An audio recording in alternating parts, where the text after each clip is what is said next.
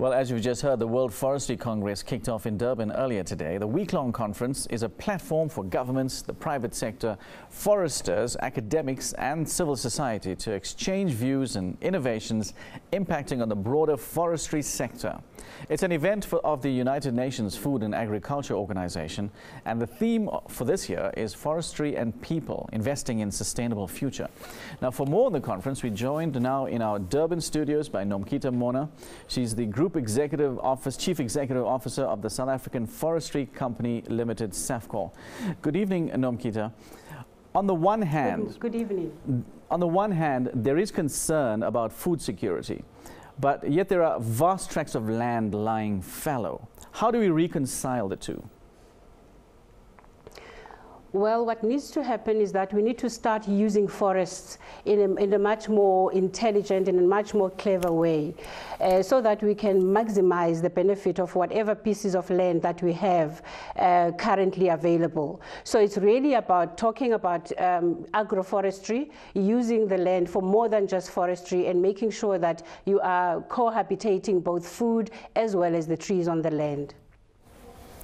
Okay, Nomkhita, how urgent is the need for interventions to save forests?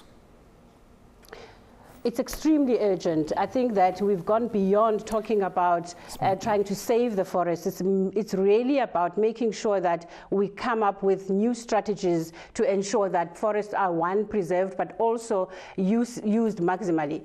Because the important thing is around making sure that it's about us recognizing that it's either we bring about new strategies or we're going to have to find a new universe, if you like.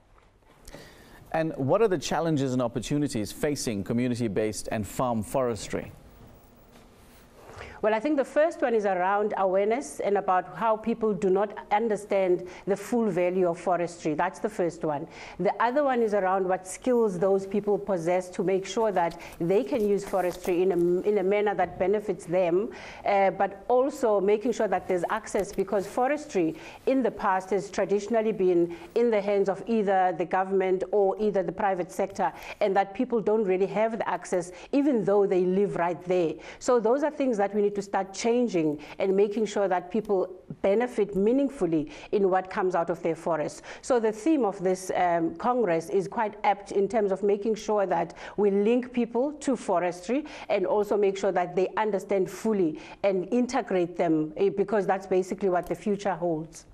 And how do forests contribute to resilient livelihoods, particularly when there are sudden economic, social or political changes or shocks? Well, I think the first thing is around what we spoke about, awareness. Do people understand the value of forest? Do people know what they can benefit from forest, both in terms of what they can eat off the land, but also in terms of how it can be used? If you look at the fact that I think our own Minister of Agriculture calls it the lung of the earth, being the forest. So all those benefits need to be put together and making sure that how it is that we mitigate those shocks that you spoke about and the changes of the climate, etc. So it's about us who are in the forestry industry being able to bring in more expertise in terms of how we manage forests, how we monitor what happens in forests, but also bringing the people into the forest so that they become part of what we do in terms of protecting the forests. And also, Nomkhita, from a physical or geographical perspective, how may forests help buffer communities from natural disasters?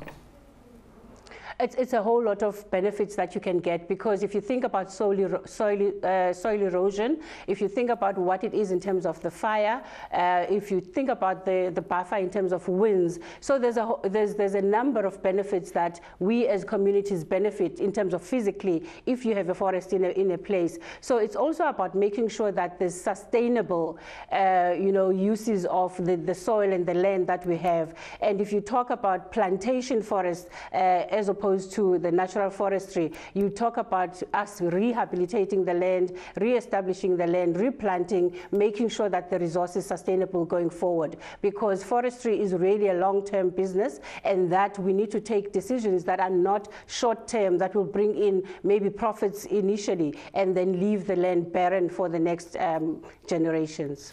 Well, thank you very much indeed for your insight. Nomkhita Mona is the Group Chief Executive Officer of the South African Forestry Company Limited, SAFCOL. She joined us from our Durban studios.